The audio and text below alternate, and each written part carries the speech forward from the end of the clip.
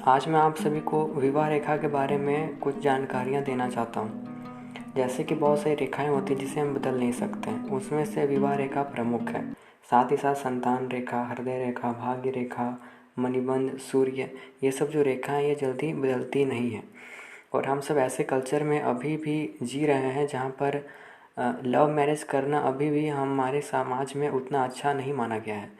और हम सब अरेंज मैरिज ही करते हैं क्योंकि डेस्टिनी क्या है किसी को पता नहीं। हम सोचते तो हैं कि ये पार्टनर मेरे लिए अच्छा हो सकता है, होगा, और लोग लव मैरिज कर जाते हैं। पर अंततः परिणाम ये होता है कि उनकी जो वैवाहिक जीवन होती है वो उतनी अच्छी से नहीं चल पाती है बहुतों के लिए विपरीत भी हो सकती है। और हम सब ऐसे समाज में अभी भी रहते हैं जहाँ पर हम लड़के या बहुत से ऐसे लोग हैं जो किसी भी महीने को ऐसे गलत नज़र से नहीं देखते। ये हमारी परंपरा है, संस्कृति है। तो ऐसे लोगों को पहले तो ठोको। तो चलिए अब हम आपको एक एक करके रेखाओं के बारे में जानकारी देते हैं। तो ये आपका लिटिल फिंगर है और ये राइट हैंड है। अगर फीमेल्स देख रहे हैं तो वो अपने लेफ्ट हैंड को देखें, मेल देख रहे हैं तो राइट हैंड को देखें। और परस्पर दोनों हाथ को भी एक साथ आप देख सकते हैं। तो ये बुध पर्वत के ठीक नीचे आता है आपका विवाह रेखा। इधर ये मिथ है कि जितनी रेखाएं होगी आपका उतना ही लोगों के साथ शादी होगा। ऐसा बिल्कुल भी नहीं है। एक एक करके हम इन सभी रेखाओं के गुण के बारे में बात करते हैं। सबसे पहला गुण रेखाओं में ये होता है कि जो भी रेखा नीचे की ओर झुकी हुई है, जैसे कि ये 3 रेखा सपोज कीजिए आपके हाथ में, या 1 है या 2 है, जितनी भी है मैंने बना दी है बस। लेकिन अगर ये रेखा इस तरफ जा रही है, कोई भी रेखा अगर नीचे की ओर मुड़ती है तो इसका क्या मतलब होता है? इसका मतलब होता है कि आपका एक से अधिक के साथ प्रेम संबंध होने वाला है। और आपका पहला तो ये कंडीशन है कि आपका जो लव होगा वो एक से अधिक मतलब मल्टीपल रिलेशनशिप में आप जाओगे, और यही आपके मैरिड लाइफ में परेशानी का ये सबक बनेगा, ये रेखा है।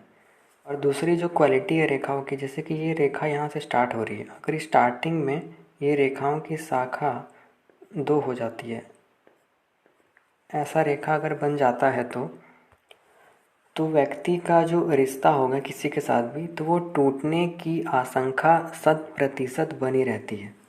अगर स्त्री के हाथ में विवाह रेखा के पहले कोई द्वीप का चिन्ह हो, लाइक इस तरीके से कोई द्वीप का चिन्ह हो प्रारंभ में इस तरफ, तो इसका मतलब होता है कि आपके जो हस्बैंड होंगे या जो भी पार्टनर होंगे उनका स्वास्थ्य मोस्टली ख़राब ही रहता है। और स्त्री की जो शादी होगी वो धोखे से हो जाती है, मतलब उसको बताया भी नहीं जाएगा कि आप पार्टनर कौन है, या पार्टनर के बारे में कुछ ऐसी चीज़ें उसे नहीं पता होगी और धोखे से उसकी शादी हो जाती है उस जाति का की।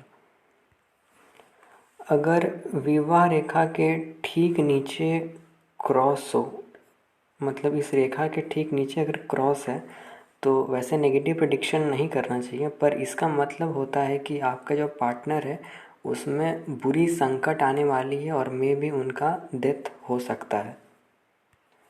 अगली रेखाओं की बात करें तो अगर ये रेखा, ये जो मैरिज लाइन है, अगर ये इतनी बड़ी हो कि ये इधर मतलब सूर्य पर्वत तक पहुंच जाए, तो ये आपके संपत्ति और समृद्धि का प्रतीक है।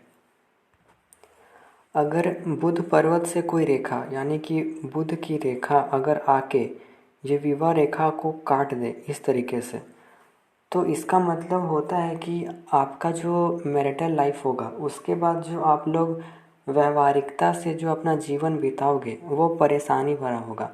मतलब कहीं ना कहीं सोशल इन्वायरमेंट जो आपका होगा मैरिज के बाद वो ठीक नहीं होता है। और अगली बात करें, ये जो विवाह रेखा है, अगर ये विवाह रेखा ऐसे गई और बीच में टूट के फिर ऐसे हो गई, तो इसका मतलब होता है कि आपका विवाह टूटने की संकेत है। मतलब विवाह जो है अगर होने वाला है तो टूट जाएगा किसी के साथ। अगर विवाह रेखा लास्ट में, जैसे कि ये विवाह रेखा हो गई और लास्ट में ऐसे 2 हिस्सों में सर्प की तरह अगर क्या बोलें, अगर हो दिखता है, ऐसा बना हुआ आपके हाथों में है, तो इसका मतलब होता है कि आप और आपके पार्टनर में दोनों में मतभेद यानी कि कॉन्फ्लिक्ट्स, मिसअंडरस्टैंडिंग, ऐसी प्रॉब्लम्स देखने को मिल सकती हैं। आगे हम बात करें तो अगर पुरुष के दाएं हाथ में, यानी कि ये जो है ये तो राइट हैंड है, अगर आप ये वीडियो देख रहे हैं और आपके राइट हैंड में विवाह रेखा जो है वो एक है और लेफ्ट हैंड में दो रेखाएं हैं, तो आपको पत्नी जो है वो श्रेष्ठ मिलेगी, प्रेम करने वाली मिलेगी, ऐसा फलादेश है।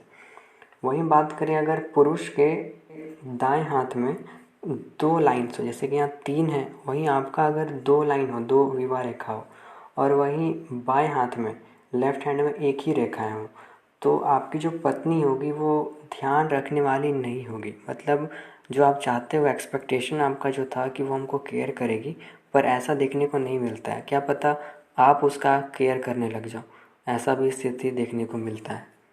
मतलब यहाँ पर पार्टनर आपके डोमिनेंट होंगी, या मतलब आपको डोमिनेट वो करेंगी।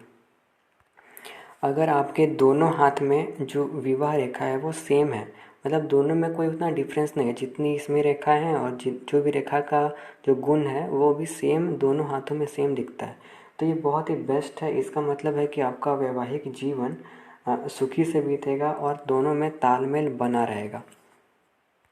अब बात करें ये जो रेखाएं हैं, ये तो यहाँ तक सूर्य पर्वत तक गई थी।